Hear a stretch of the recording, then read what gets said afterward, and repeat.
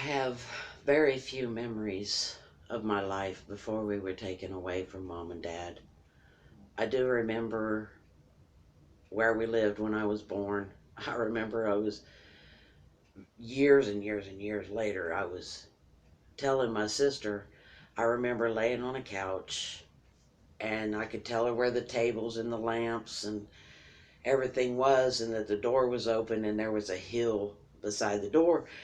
And she told me, she said, "You can't remember that." She said, "That's where we lived when you were born." And I said, "Well, I remember it very vividly, and to this day, I remember it."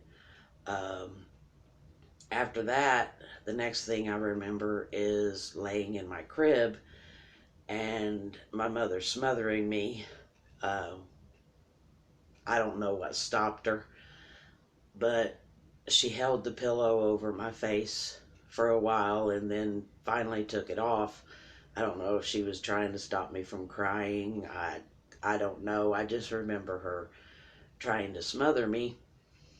And I also remember some inappropriate touches, but that I've tried to tell myself really didn't happen.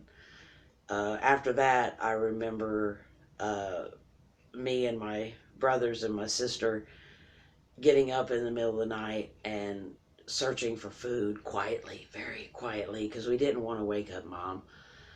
Um, but we were hungry because she didn't really feed us like she should have. And when she did make something, you were a little timid on eating it because you never knew if she had put something in there.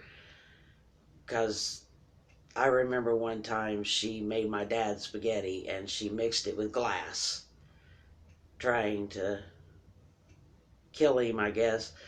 Um, but you never really knew if it was safe.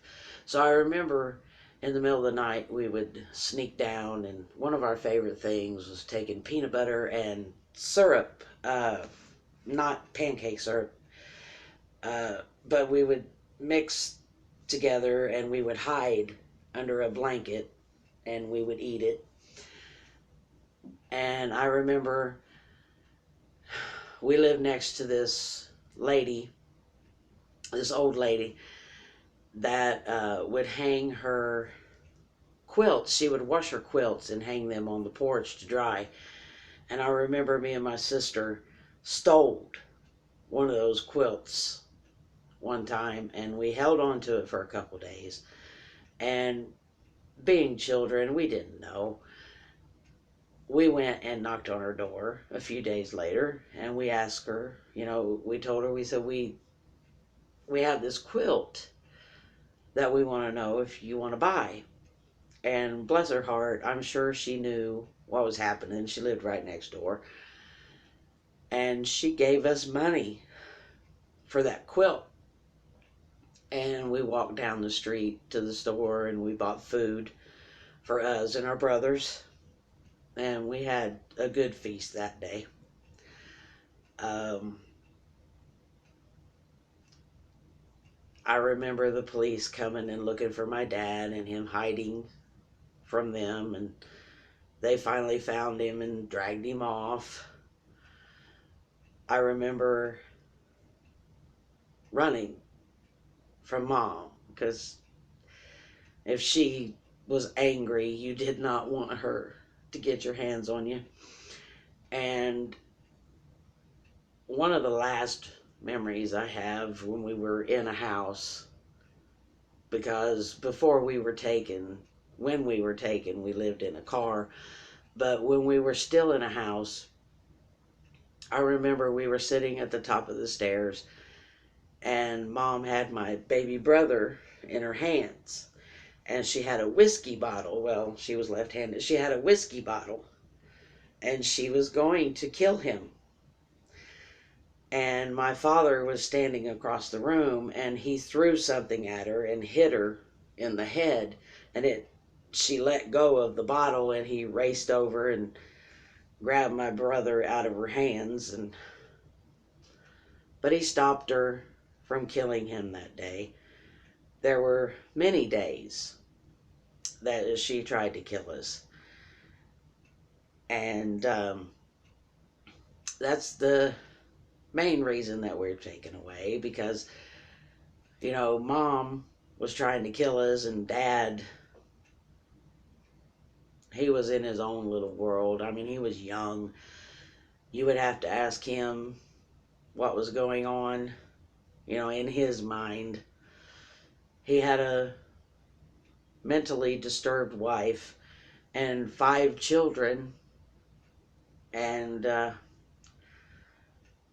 my sister went to school, and she told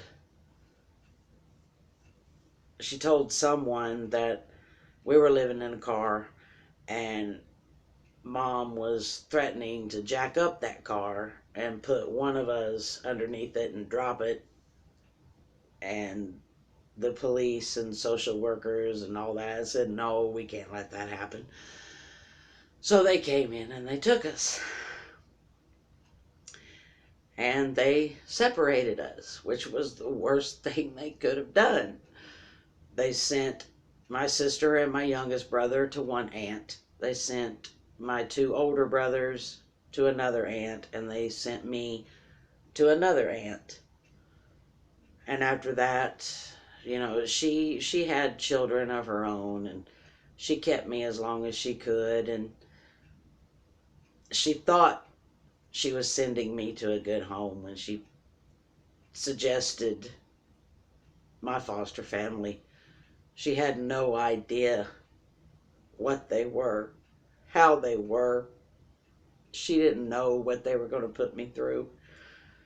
She thought I was going to a better life.